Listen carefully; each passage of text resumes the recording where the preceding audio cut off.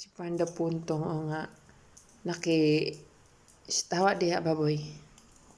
Iyang nanay gipalitan nako og sapin. Kay ang mga sapin namo gutay-gutay pero ginatahi nako. Wala pa nako natahi kay daghang intermission nga trabahoon. Pa-intermitida. Sige simot-simot. Naama kay sapin sa imuhang kulungan, ngning mga apil-apil man ka.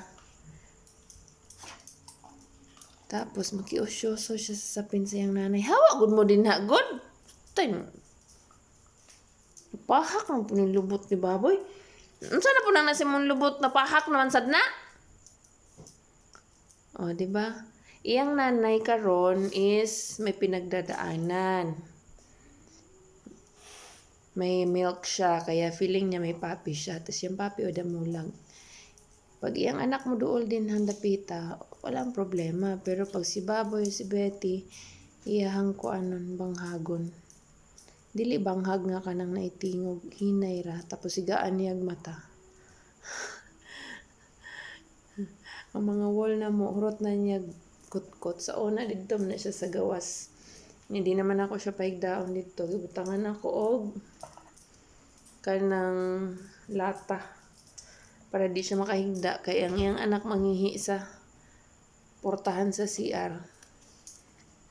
Muagas pa ingon dito sa iyang gihigdaan niya. Usahay, dili pa namala.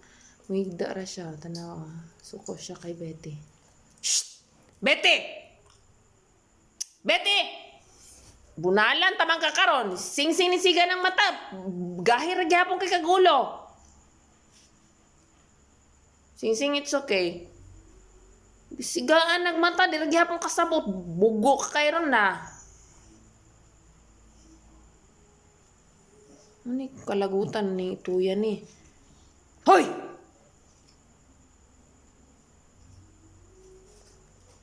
Ano, ngisi na sing-sing.